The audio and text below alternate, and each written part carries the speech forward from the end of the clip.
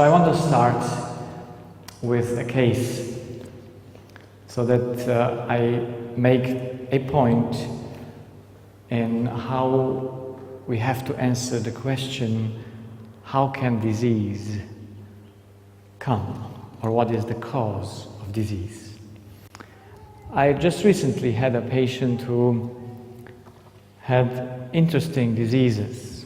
It started with, in 2004, 2005, he got, and I paint him here, I'm not good at painting.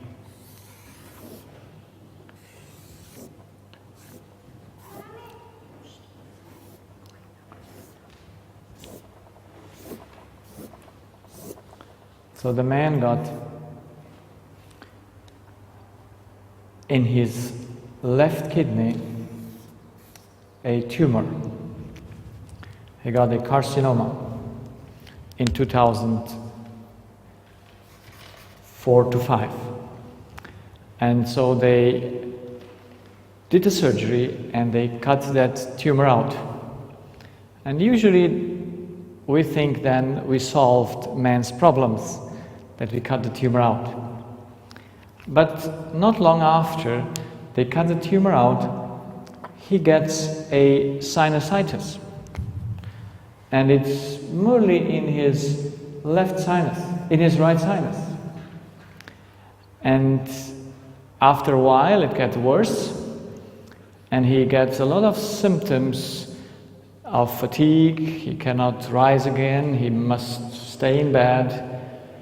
And so they bring him to the hospital and they do a biopsy out of his nose, and they found out that he had morbus Wegener. This is an autoimmune disease, so-called autoimmune disease, where he is treated with high cortisone and other chemotherapeuticum, so that in a few weeks he recovers.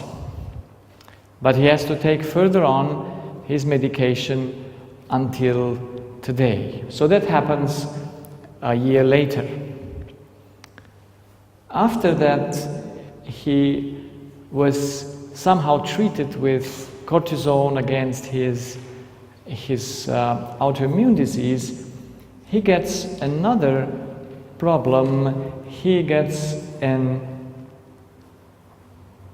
ear infection on his right ear. So, ear infection on his right ear.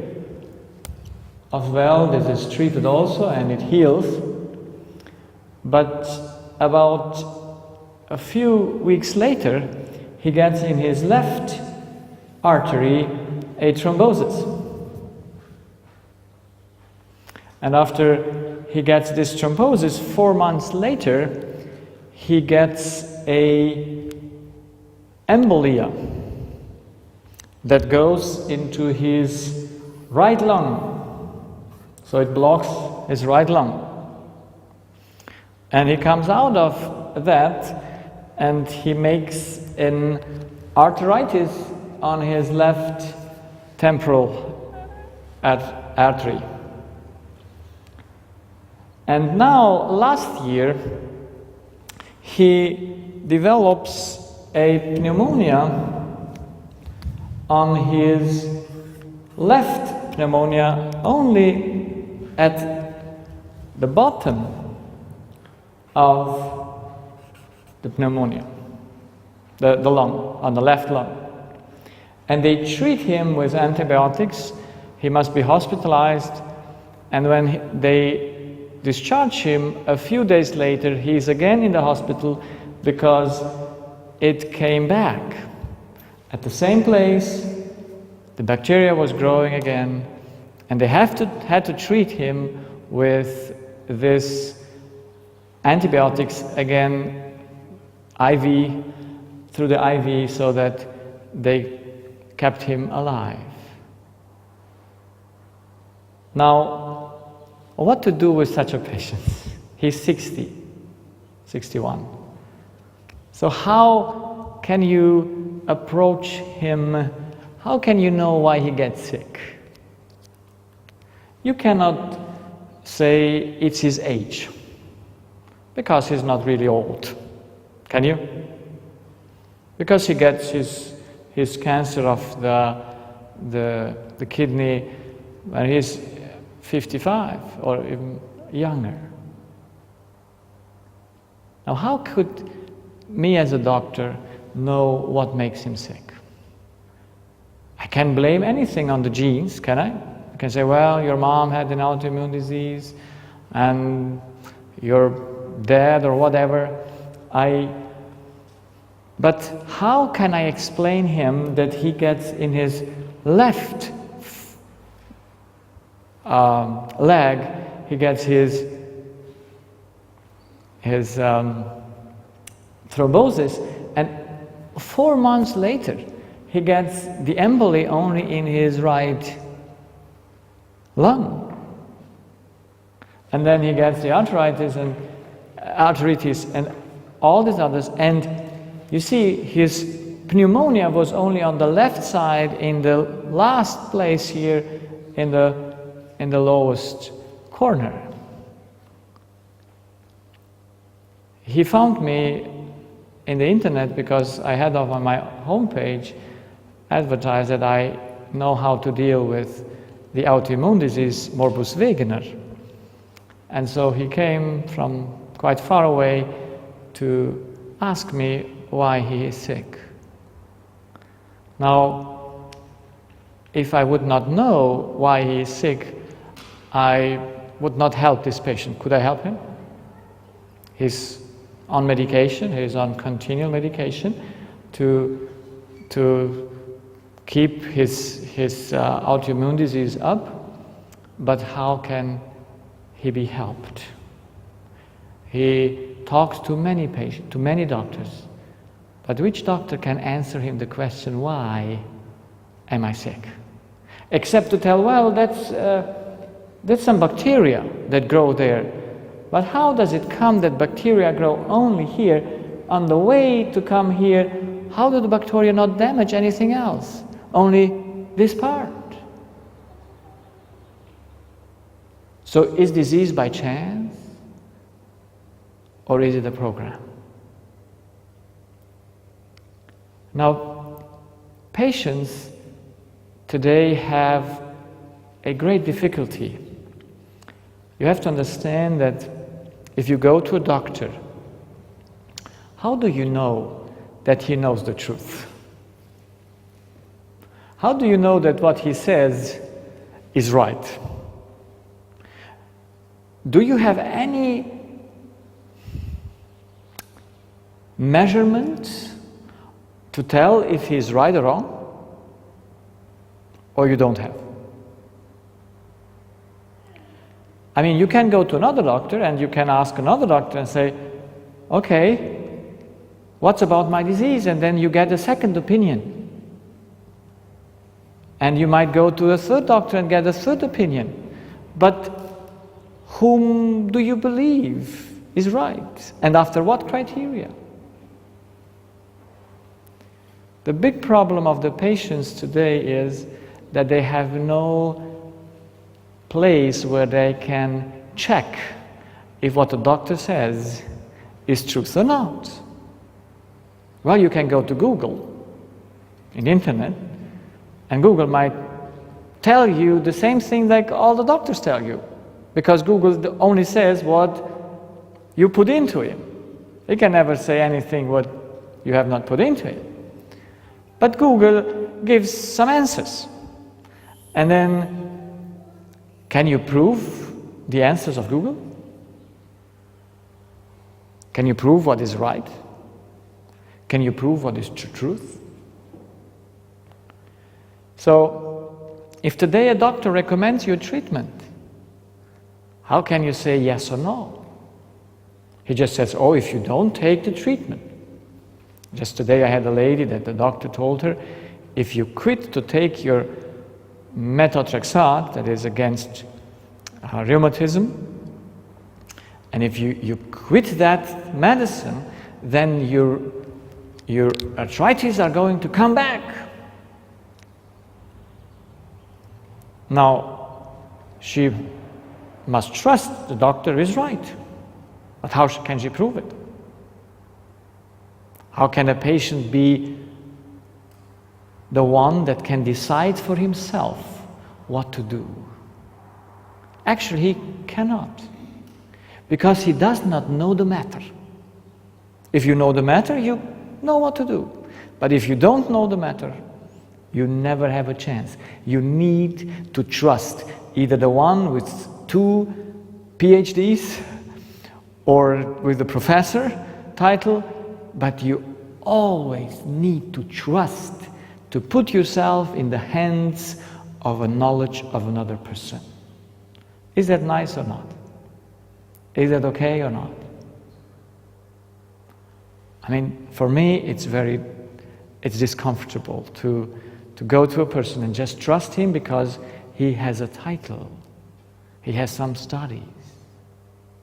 That's why in my seminars I try to show and make the patient to be aware how he can handle his disease when he knows the truth.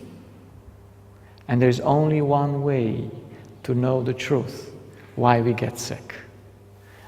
And which is that way? How can we prove the truth?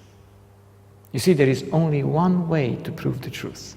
And that one way to prove the truth is the law. We must know the law that governs the human being. We must know the law of nature that keeps up life. Everything is under law, isn't it? Everything is under law. So nothing works without law. So the knowledge of the law that governs us as human beings is most important. So then we can check any doctor to know if he says the truth or not. The Bible says in Psalm 119, 142, thy law is the truth. Truth can be only checked by an unchangeable law.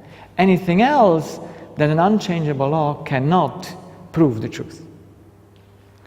And this is what I want to show you, that in nature we basically have only 2 laws. If we know these 2 laws, we can know what is right and wrong in medicine. Can you imagine that? Only 2 short laws. Actually, it's only 1, but we can make 2 out of it.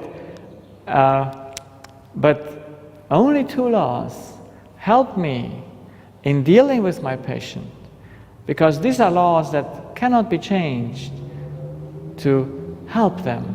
And so what I explained to this patient, he is still in my counseling. We didn't finish everything. It's to see that he might realize and to put him to do what he needs to do to fulfill the law. Then if he fulfills the law of life, then he will certainly come out of his disease, and disease will not go forward. But if he does not see the law that governs his being and changes and comes inside the law, then he never has a chance. And I make this painting to show what I want to say with the law.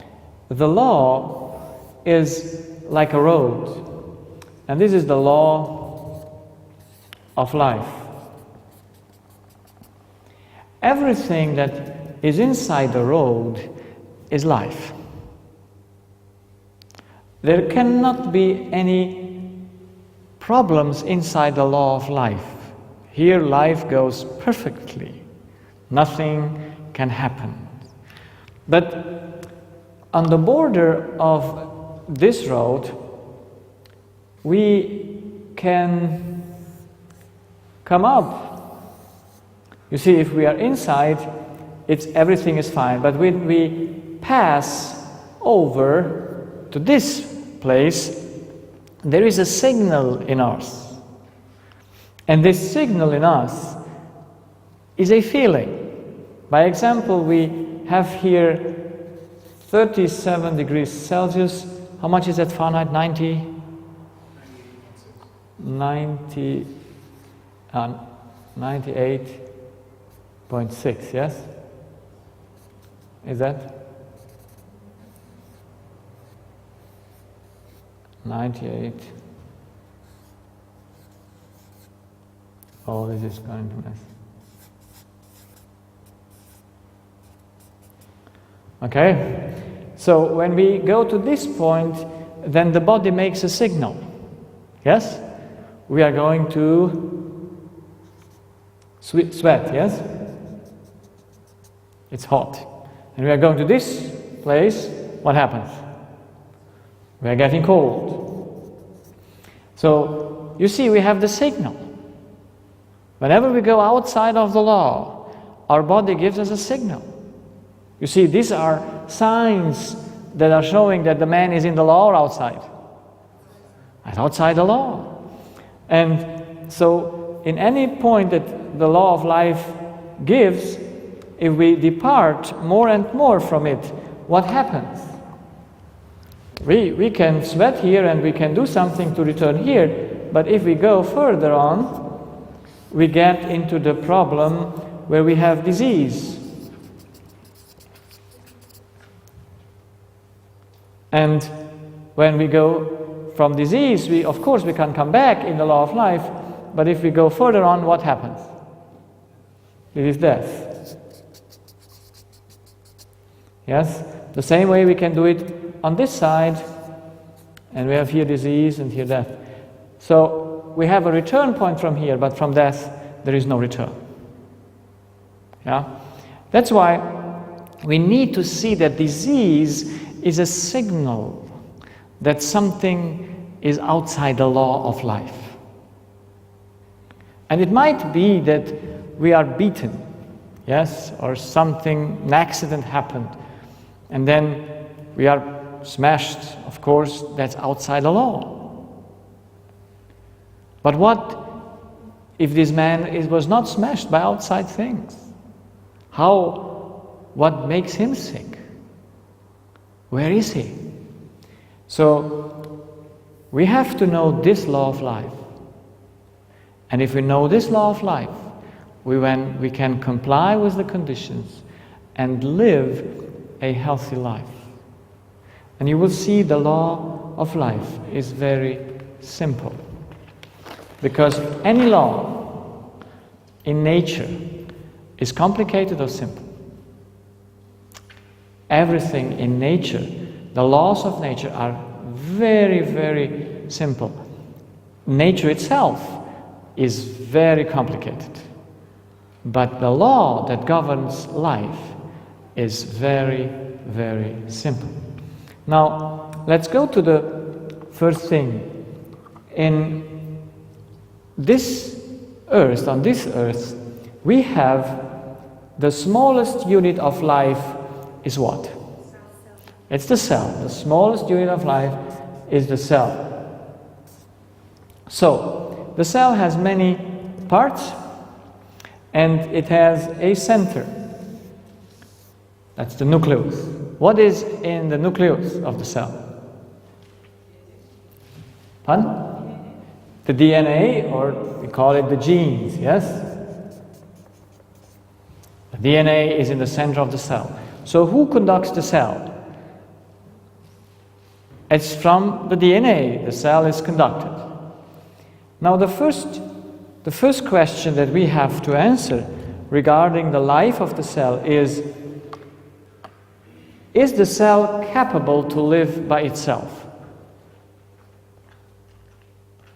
Yes or no? No. So what does the cell miss that it is not capable to live by itself? What does it miss? What does it need? So the cell needs to be given to it, or she needs to take the energy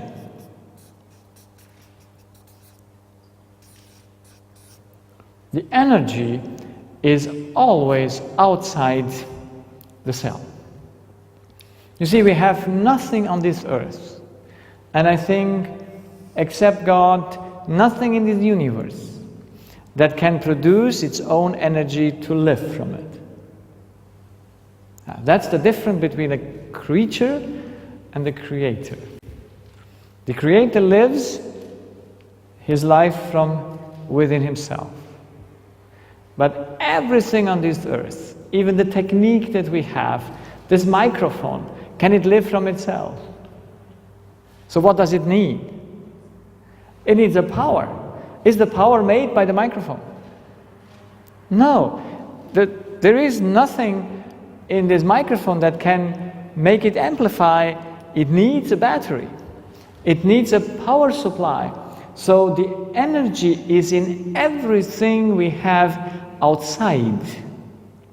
So the first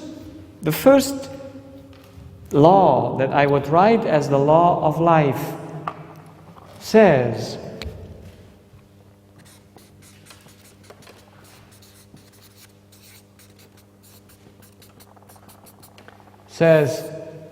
one, life is dependent.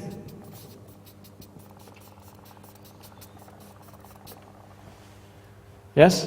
Life is dependent. Is there anything English better than life is dependent?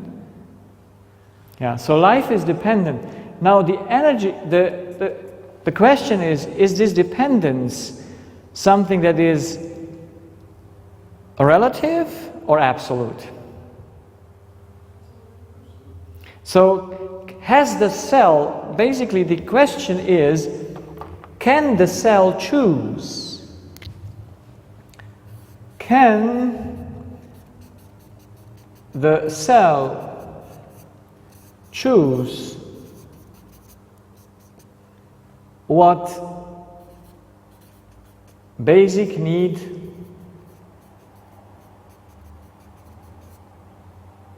she needs?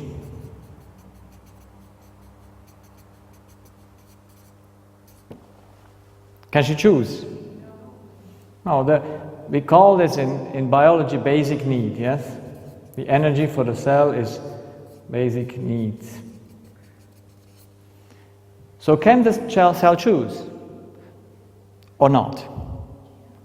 If the cell could choose, then we would have everything on this earth would be relative.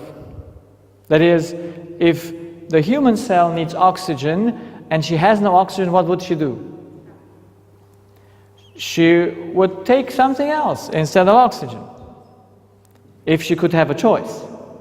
Can this microphone choose with what power it works? Yes or no? No. Can the car choose? These are the technical things where we have, before we build the thing, before we build a phone, need we to discuss with what energy it works or not? Yes. Can we say, after we build it, oh, we forgot to see what energy it's going to function with? No, every time you build something, the first thing you have to do is to say, what is the energy supply for that what you want to function? Because without energy supply, you will never have a result. You can build anything, but without energy, it will not function. So, can the cell choose what it needs? For certain, the cell has no choice. The cell takes what it is put around her, and if that is good, she lives. But if that is poison, what will she do? She will die. So this is why we have to know this first very, very important point, that the cell has no choice. No choice. Does the cell have a choice on how much basic need it has, or is even the amount fixed? Is the amount also fixed or not? Of course, we see that in nature. I see that in a cornfield. If you pass along a cornfield and you see the trees that are there on the cornfield's edge, how is the corn in the shadow of the tree? It is not as much grown like where is no shadow. And the closer it comes to the tree, the most low is the corn. Why? Because in that germ, it is written exactly how much sun and whatever it needs to rise to that high that it makes fruit. So it's so important for us to know the cell has no choice for what it needs. It is made, and so like it is made, it needs to have for what it was made for. And it cannot choose even the amount. You see, we have oxygen, but if we don't have enough oxygen, what happens with us? We die. It's not that we need to be totally out of oxygen, but when we have oxygen that is not enough, our blood is not supplied, the blood supply is not filled, so as much as we need, then of course we will have damages in our body. So this is very important. Now there comes the next question that I want to put here to see if you understood the principle. And that second question is, this is A and this is B. Can the cell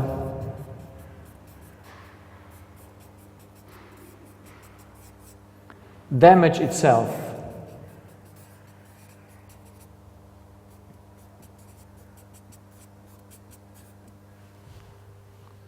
Can the cell damage itself? Yes or no?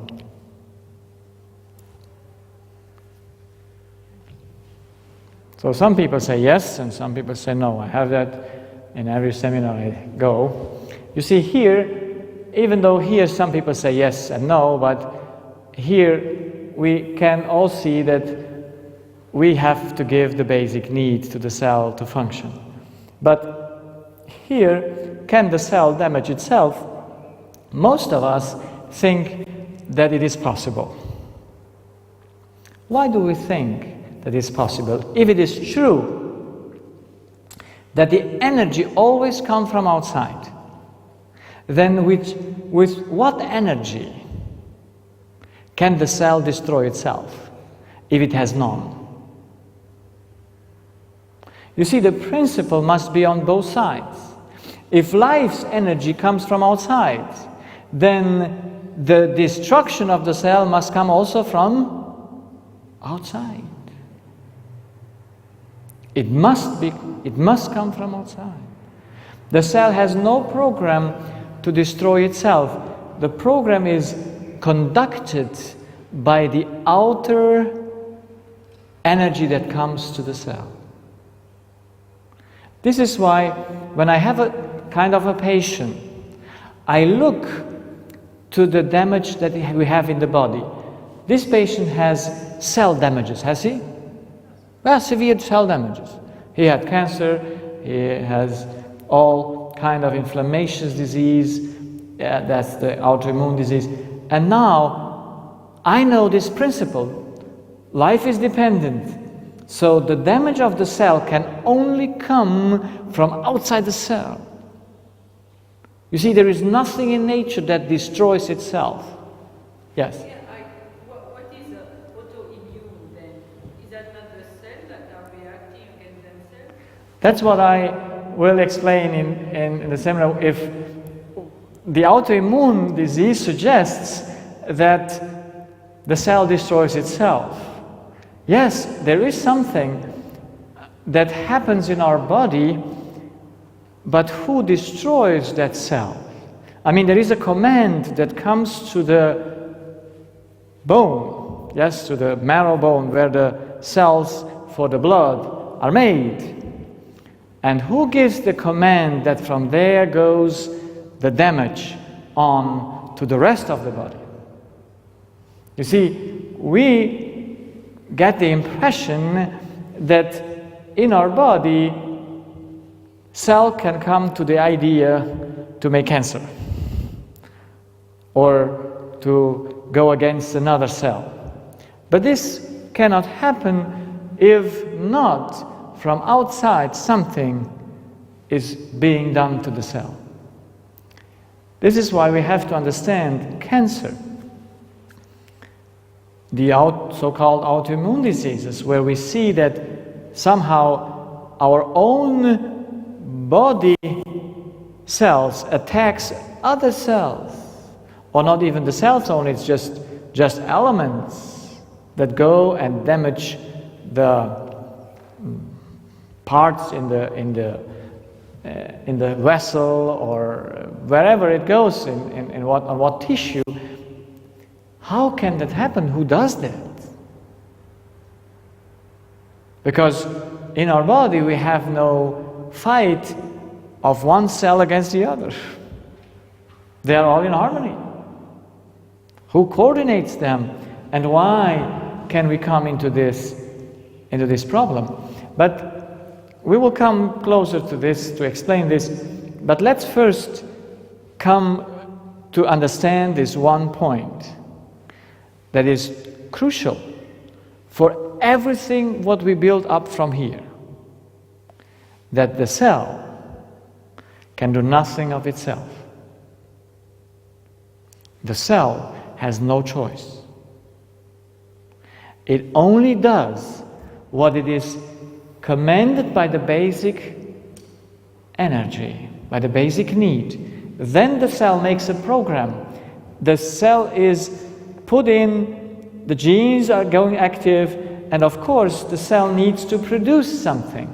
So it gets an outside. So this is the input and that's the output. There must be something that comes out. But we are talking now on the input, that which makes life life and what keeps life to be alive. So what life keeps alive is outside. What destroys life is also from outside.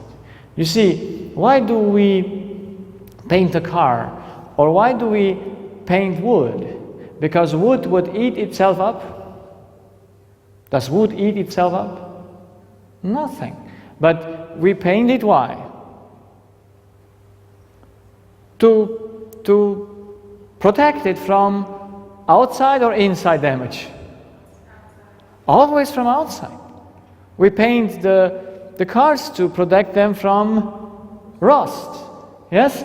So the damage is always from outside. In nature there is nothing, I mean, this pen can never come up the idea to destroy itself. Yes? It must be destroyed. It must be done by something else. This is, even though it's not life, but that's a general law of everything that exists on this earth. The basic need, the energy is outside of it, that keeps it, that makes it, and also that destroys it. So disease that we have in our body cannot come from the body itself. Cannot come. It must be done from outside of it. And this is a very basic principle on which I base all my medical treatment and all my medical observation, because no one can change this law. No one. It is there. If you realize it or if you don't realize it, there is no other thing. So that's why when a patient comes to me and he comes with his disease, I look to three things. It's only three things I look to. The first is the cell can be damaged by pressure. Yes, we are dependent on pressure. We can be smashed, we can be cut through. So the cell can be destroyed through pressure because it has to have a certain pressure. Yes? to exist. So just recently I had a young lady, she was 12 years old, and she fell down and hurt her right side of the face and was all swollen, the lips. And now this is a damage, you see, it comes from pressure. Too big pressure or too less pressure? Too big pressure. So the cell was damaged. But can I say that this girl is going to be healed? Yes or no? Yes, why? Because I know the cell has a repairing program. If you don't damage it continually, if you don't go and she puts her face again and again on the basement, then the body will recover. There will become energy and it will be healed.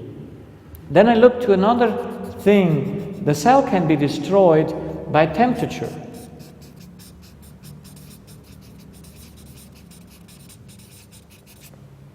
So, is the cell dependent on temperature? Yes. So can we change the temperature? Can we say, oh, now we change it? No, every cell in a species has its temperature and you have to keep up with it. So you can burn it or you can freeze it. And so I look to people, if they are burned, if they are frozen, then I know, okay, this is the cause, and then you can handle the cause. You keep away from temperature, you come back to the law of the temperature that is demanded for the cell. But if both of these are not there, this patient has no damage from pressure nor from burns. Now, the only thing that can destroy him can be what his basic need is there that is not sufficient, or even the opposite of it. So that's why I need to know, what does the human cell need? And who governs it that it has what it needs? This is where I do a table, I do a diagram with the basic needs of the human being. So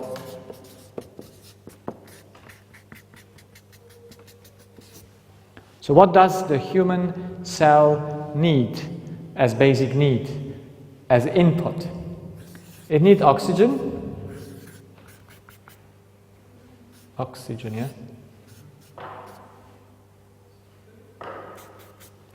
Oxygen. And then it needs water. It needs food. It needs, yes, warmth. We said it has 98.6 Fahrenheit or 37 degrees Celsius. Then it needs sleep. And then it needs the sunlight.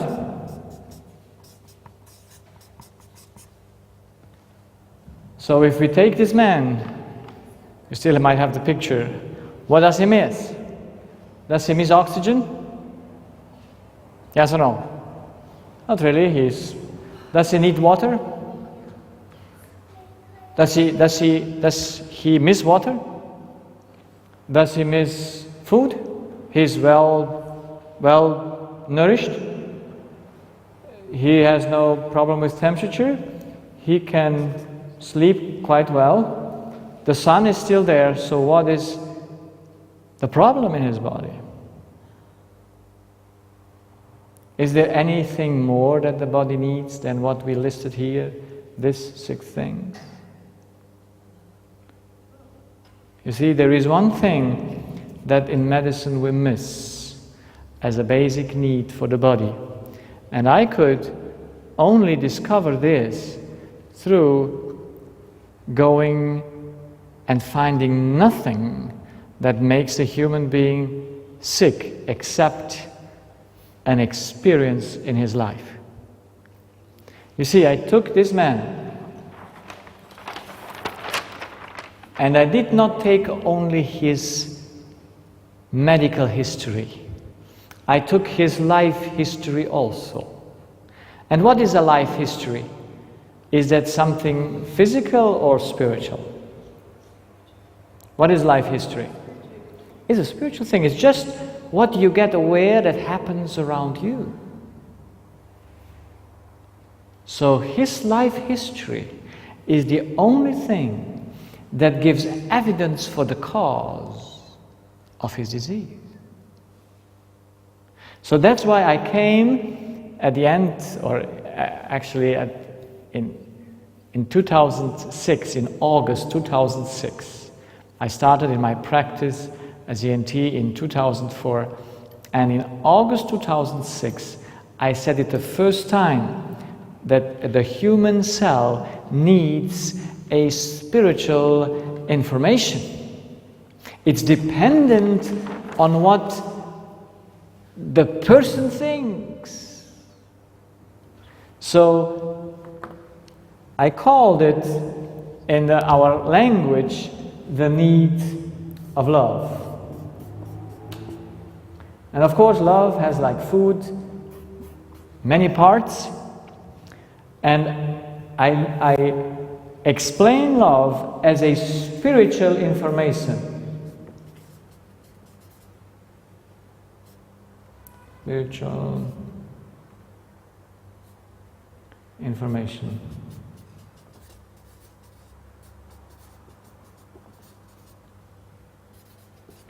Spiritual information. So, and a spiritual information in the human body can only transmit it to the cell by a thought.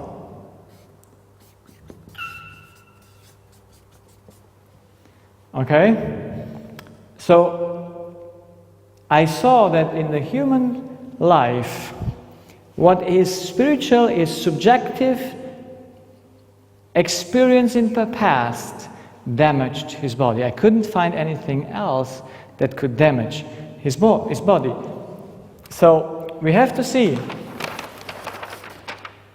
if this law is the truth, and it is the truth. There is no one on earth that can come and say this law is not the truth, because you can always prove it. It always shows it. So if this law is the truth, and we get a physical damaged body, then it must come from outside. And we have seen that the temperature and pressure, these are outside things, and we see that we have to take this inside so that we have enough energy for the cell to live.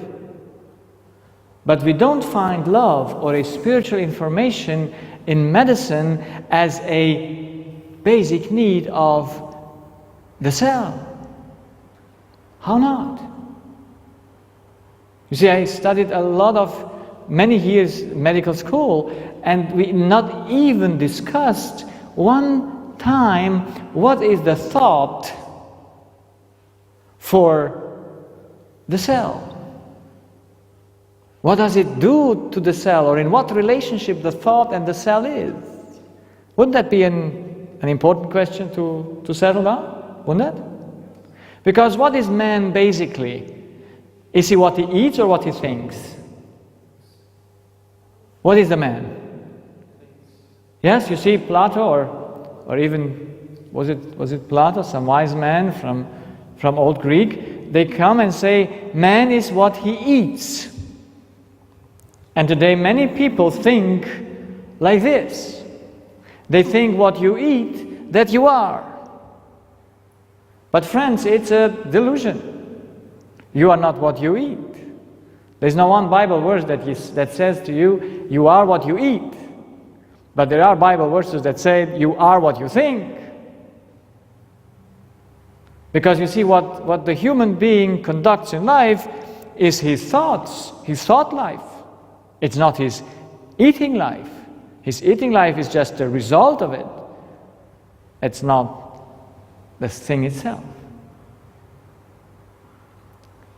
This is why I was so surprised in my practice to see that the experience of a person, the way it thinks, no matter what happened in his life, is damaging his cell. This man in the caves has no other problem except his thought life. His past experience testifies exactly why his body is sick. So I couldn't do otherwise than add to the 6 basic needs I learned in school. The 7th, the most important, I came to realize, that is a spiritual information. Something that is mentally happens around you determines your body to get sick. Is this easy to understand or hard? If you would be sick like this man, would you ever come to the idea? And he spoke to many doctors. He told me, I spoke to many doctors, but no doctor told me that it's my mental way of thinking. No one told me that it's my life that I lived, the way I thought about what I experienced is damaging my body. But this is what the only thing I found in his life, and I find it in any patient's life. Because this is what leads the human being in life. Now, we have to have a way that these basic needs come into the cell. And as we provided in our technical way when we build a car, we put some places where to put the gas in and where to put the oil and where to put the water. So we have certain organs as the entrance. Yes? We have organs. There's organs that have the only occupation or the only task to bring in to the body the basic needs. We can call them, they are the entrance. So how comes oxygen into the body? Through which organ? Through which organ? The lungs, yes? So is the oxygen that is in the lung or on the respiratory ways inside or outside the human being? Inside, when it is in the lung, is it outside or inside? Now that's a tricky question, I know. It's outside. You see, when the oxygen is in the airways, it's not yet where has it to be inside. When is the oxygen inside the body? When it is in the blood. You see, if you just breathe and it does not get into the blood, it doesn't help you at all. So hyperventilation, you just move the oxygen inside the lung, but you don't move it into the blood. So it's so important to know it is when the oxygen is in the blood, then it is going to come to every cell that we have in the body. So water and food, how does that come into the body? And when is water and food in the body? When it's in the stomach or when it's in the blood? When it's in the blood. Because when it is in the stomach, where is it? Inside or outside the body? It's outside, because we have an open here and an open in the back, and so that's an open hole. And everything that is inside that hole is outside of us. Yes, would be bad if all those bacteria that we have in our intestine would be inside. No, they're just outside. They're just like they would be on our skin. Yes, only that which is inside the blood, which comes, is resorbed from the stomach and from the intestine, that's when it comes into the blood, then that's where it has to be. So how does the warmth go through the body? It goes through the blood, but which is the organ where the heat is exchanged? It's the skin. So who does the sleep? Now this is a great mystery in the medical field. If you go to Google and ask him, why do we sleep? Why do we need to sleep? You will find no real answer. But if we understand the structure of the body, I can tell you why we need to sleep. I have a very good explanation of the need of sleep, what happens actually during the sleep. And, pardon? It's the brain, actually. It's not the mind. It's the part of the brain that makes us sleep. So sunlight comes to what? The eyes and skin, we can say. And now the most important thing, which is the organ which brings in love or the spiritual information to the body? Well, it is. Now in English we have a problem. I know I have this problem because I'm not an English speaking person.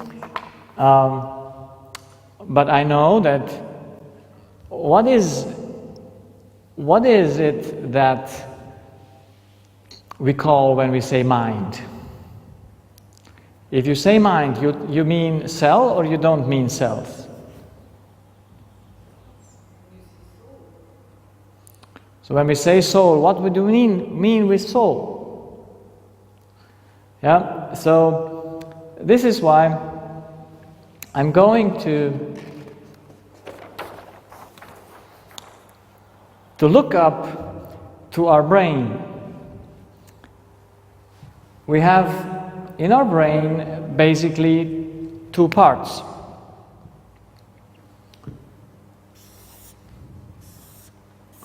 We have the brain cortex. This is the cortex. And what do we have in the brain cortex? We have two brain cortex, yes? And each half has the other half of the body, yes? And in the cortex we have the capacity or the ability to think. We have our will, we have our motivation, and we have our perception. So the cortex, the brain cortex, is the place where we live. And everything that the body is conducted of, what goes out of the brain cortex? How is the body conducted from the brain cortex? What goes out of it? Impulse, but what is it? What are these lines here that leave from? They are nerves, okay? You see, from the cortex, only nerves go away. It's very interesting. And they come into the center of the limbic system. That's called the limbic system.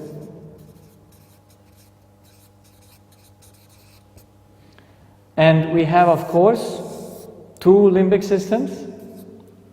And the nerves goes further. And actually I have to do it like this. They come out, they go to the limbic system, and when they come out of the brain, they cross and go to the other side.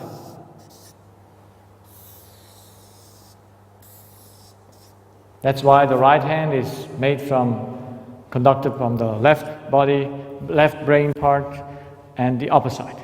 Yes? So, now we have to see in the brain what energy goes through the nerves. What kind of energy goes through the nerves? Pardon? Electricity, electrical energy. So the electrical energy then, since this is the place where it starts from, comes from the brain cortex. From here, only electrical energy goes out to the rest of the body. And it comes in the center of the brain. And what is the limbic system? What is the limbic system for? What happens in the limbic system? In the limbic system we have our chemistry laboratory, to call it so. Here we have our electricity manufacturers, and here we have the manufacture of the so-called neurotransmitters. Yes, the hormone, everything that is chemical and conducts the body chemically is started from here. That's why here in the limbic system we have the chemistry, and here we have those things in our lives that makes the emotions or the feelings. They are all done in the limbic system. And now in the limbic system, you know, the feelings, the emotions, the things, they go up to the brain cortex, because we cannot feel here. We only feel everything in the cortex. So life is only here in this place. And now there is the question. We have two things. We have the capacity to think, or thoughts, and then we have the emotions. And of course we have to put the question, and I will just tonight put that question and leave you by tomorrow to think about it. We have in our body, or not in our body, we have in our life only two kinds of informations. The first information is, or the one information is feelings.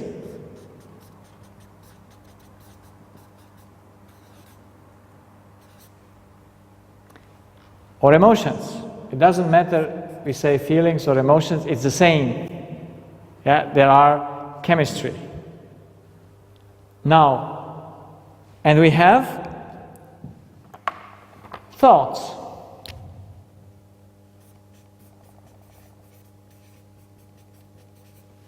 We have thoughts. And the question is, are the feelings and the thoughts from the same origin? So, who does what? Who makes the feeling and who makes the thought? Or who deals with feelings and who deals with thoughts? Because this is what we have to come to understand. We have to explain humanity. We have to know, okay, is both of these things coming from the same origin? That is, are the feelings and the thoughts coming from the genes and from the cells? Or not? Because it's very crucial to understand, is the human being only a cell-based life, like a tree, or more? By the way, can a tree feel anything? No, or think? Of course not. So feelings and thoughts come together. So we have to understand, do they come from the same source or not? How can we prove that they are not from the same source? How can we say for certain the human being has two parts? And how can we prove it that the human being has a mind or a spirit that is not atoms, that is not biological? Because what do the scientists think about our brain? What do they think? What do they think the human being is? What do they think? Do they know that we have a spirit or a mind? Do they know that? If you go to the doctor, does he treat you like to find out if you have a spirit or a mind? No. They all think, that's how they are taught and how I was educated, is that the thoughts comes from the complexity of the connections that exists in the brain cortex. Now, how can that be possible? So let us see a little bit, and we might repeat this tomorrow, but I want to finish the thought maybe. Let us see a little bit the connections that exist between feeling and thinking. If we have here the feeling of hunger, why do we have hunger? What is hunger expressing? A need of whom? Of whom? Who needs food? The cell, yes? So we can say the feeling of hunger is coming from the cell. Why does the cell make the feeling of hunger? Well, it's the emptiness of stomach, but what's the reason why she says, oh, I'm hungry? So what does she want to reach? Well, it reaches the brain, but what's the purpose? Maybe, what's the purpose of hunger?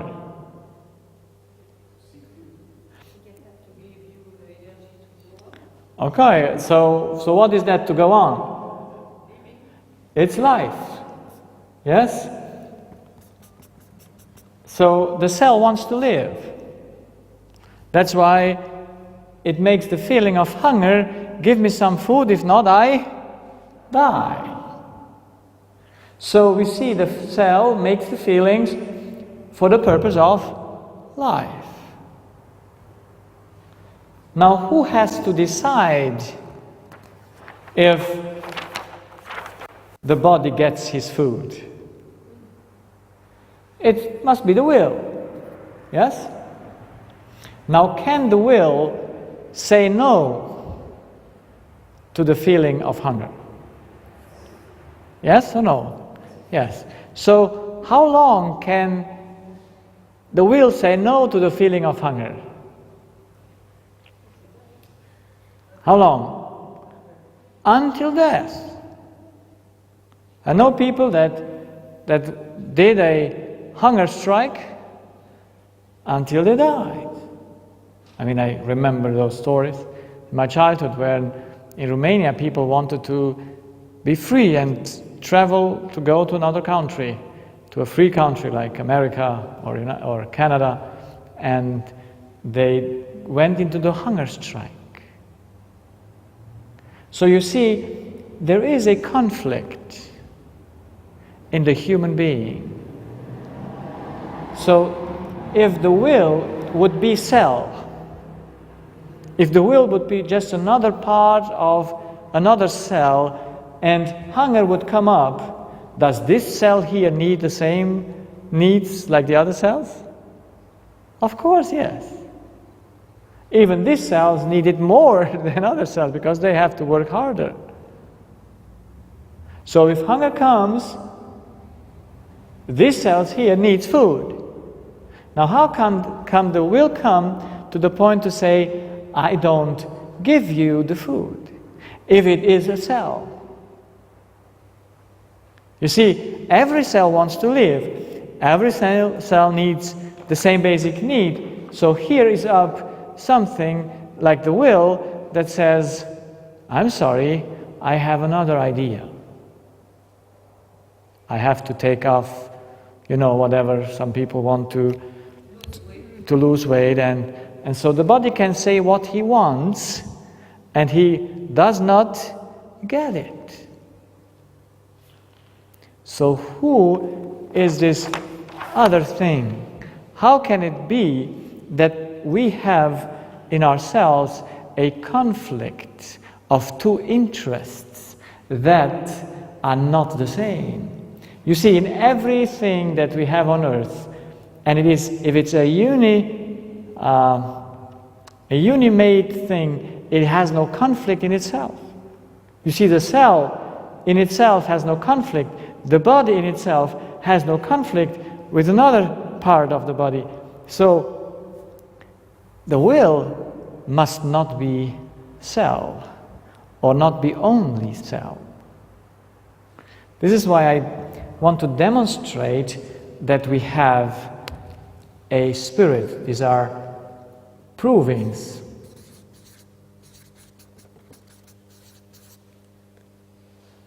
For a spirit.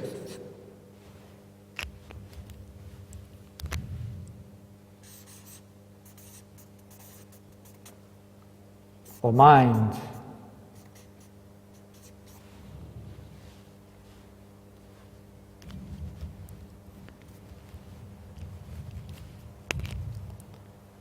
In the human.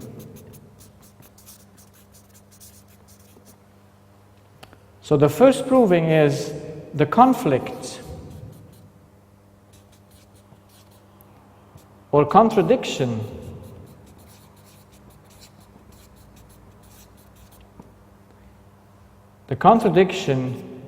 in the purpose.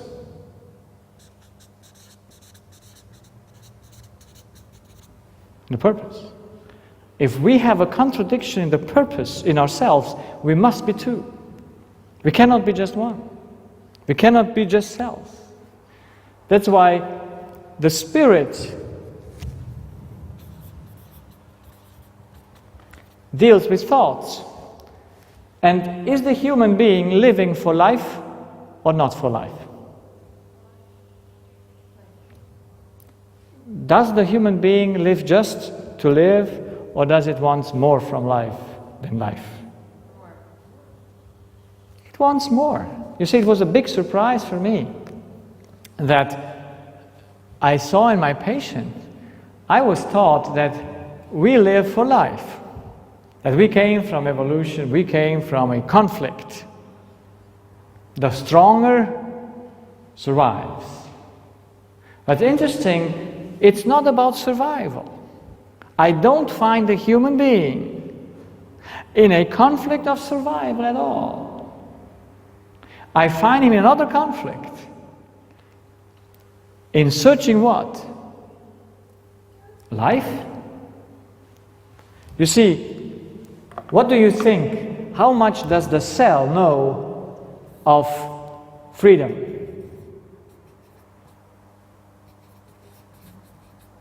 How much does the cell know of freedom? Of righteousness?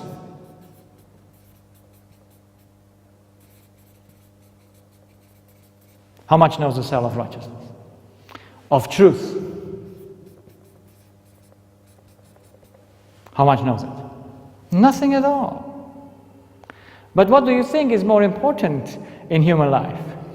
Life or righteousness? Why would ever a country go to fight? Why would ever go a soldier to give his life for the country if he would live for life? You see, the spirit has another searching, he is not searching for life.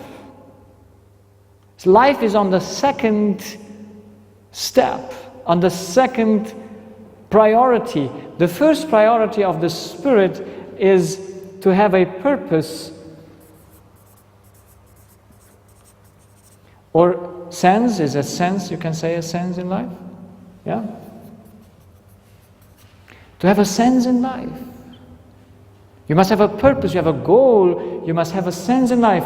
And I find out in all my patients that there is only one thing that fulfills the sense of life. What is that? Love. It's all in the human and in the animal being, it's all only about love. The other things do not play any major role. Because it's obvious who leads on the human life. The cell or the spirit? Who is the leading force?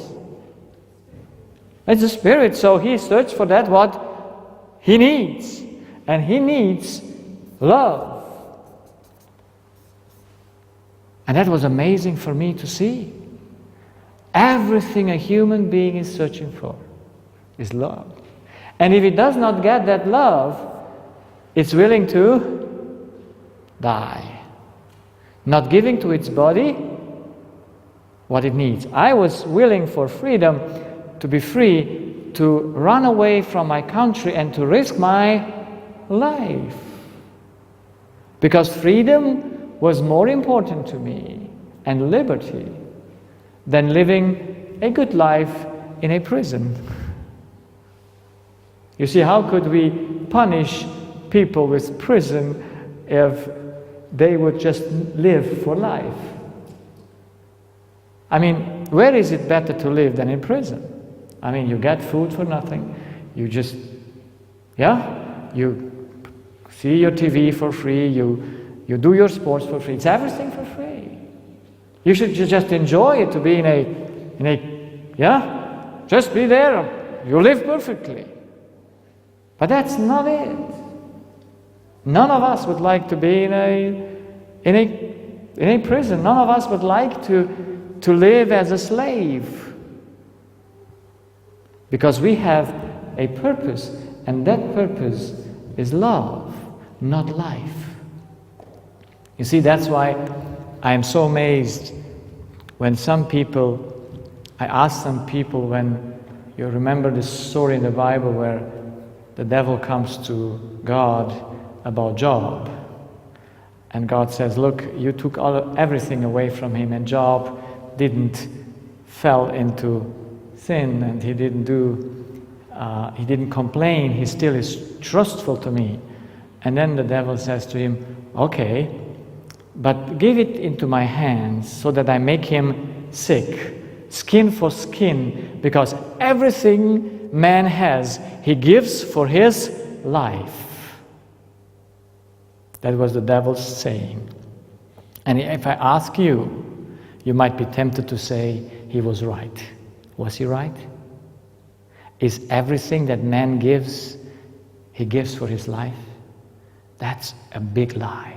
But almost all people believe it. Human beings give anything for their life if they have a purpose. But if they have no purpose, they don't give a penny for their life. And God allowed the devil to make Job sick just to prove the devil once again that he's the biggest liar that exists. And Job said, if he slay me, I still trust him. The devil did his worst disease on this guy. He made it his life the hardest that could be hard. And he did not succeed. He did not succeed. Because God proved that humanity is dependent, not on life. Humanity lives for the purpose of love. That's all why we live for.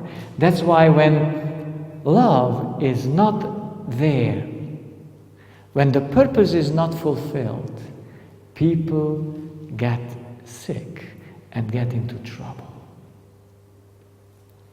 So I might stop here, and we might continue tomorrow morning, since it's got late already, to go deeper into this matter, to see more evidences, more provings for a spirit in the human being. Because if we think that freedom and righteousness and truth and harmony and security comes from the cells, then you can never explain the human being. Because cells are only chemistry. And if chemistry could ever do a thought, it will never do a feeling or emotion. The best evidence that the body has no idea of a mental activity, that the cell has no choice, it cannot even think anything more than a car can think where it drives. A cell has no intelligence. But we put intelligence, evolution puts intelligence in a cell which is not there. A cell is a mechanism, a machinery that functions after certain laws but has no consciousness. It cannot choose. If it could choose, then the cell would do no feelings if it has hunger. It would do not hurt when it is cut. Why does the cell hurt? Why does the cell send a feeling to the cortex so that the mind, the spirit, feels the pain so that he might do something? So the cell cannot speak. Only the spirit can speak. Only the spirit can think. Here, we only have this one. This is why, if we want to explain the human being, we must have a clear structure of it. If we have the clear structure of it and take the basic law that the cell can be damaged only from outside, then we can see that for sickness, the spirit is responsible. In 90% of all our diseases, the spirit is the one that destroys his own self. Because he is the most important energy supplier of the cell. And we want to see tomorrow what energy does the spirit supply and what is the most important energy in the human being that only the spirit brings in and keeps life alive. So think about this, and I'm happy to see you tomorrow. Yes? What do you say to your patients then?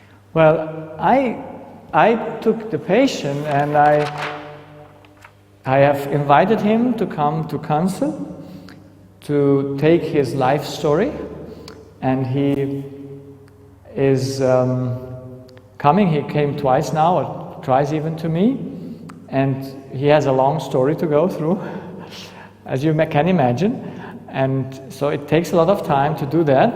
And then I explain him all this, like I will explain it to you in these seminars, and at the end I tell him exactly, this is your problem. And if you solve it, which is a mental issue, because I didn't find anything else that can destroy his body except his experience that is outside of him. And so I will come to that point where I finish everything I have to say to him. He comes next week, and then I tell him, look, do this, and then your autoimmune disease will disappear. And your problem that causes you the other things will not come again. Because when the mind is set where it has to be, according to the laws of the body, because the mind is not fulfilling the laws of the body, that's why he kills his own cells. This is what humanity has to understand. If he cannot understand that, no one can help him. He has to take again medication, and all his life he's dependent on that, and he gets one disease after the other, and there will be no end till he dies.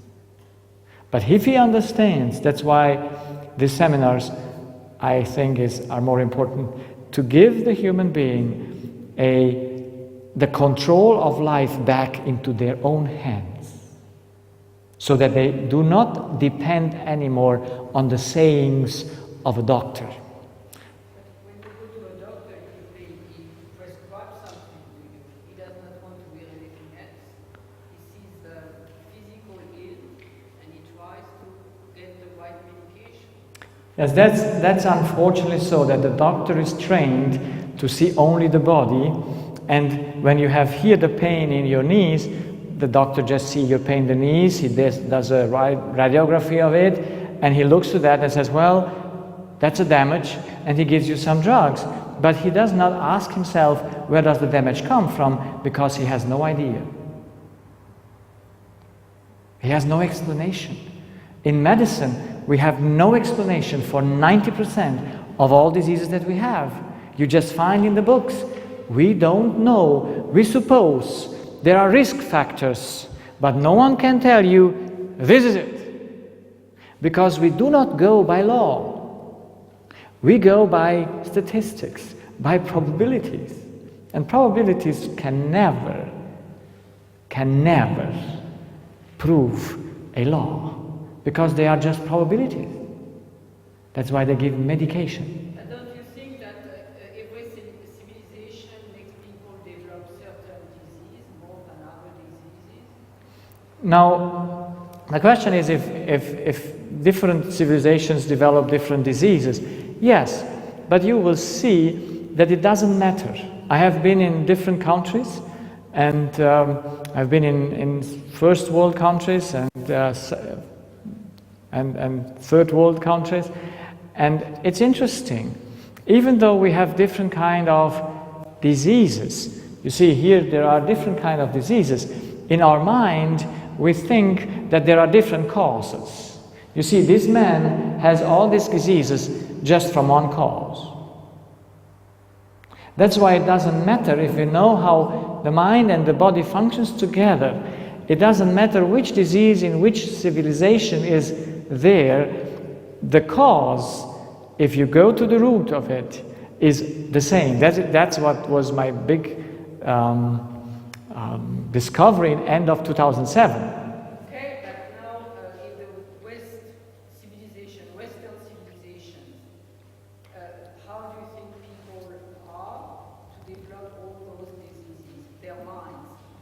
Well, this is not so. You put. You are coming from another country to Germany. Yes. I am from France. I'm a citizen, American citizen, but it's the same. You can see, and they say right now there are many breast cancer in our civilization. Is there a cause in our civilization for this? Many people smoke naturally and probably lung cancer.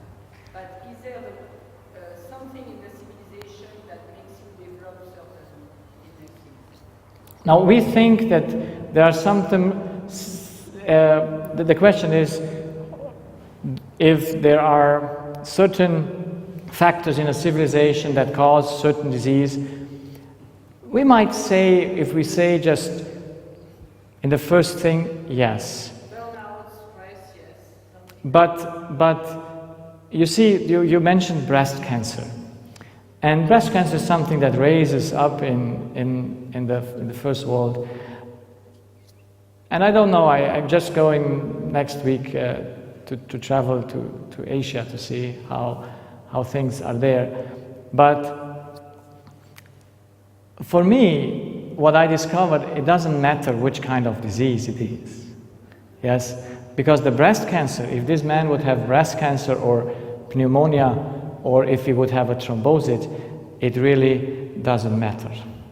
Because the cause, how I will explain at the end of the seminar, I mean, we go through seeing the law that governs mind and body together, we will see that it doesn't matter. And if everyone here in Germany or in the States or France or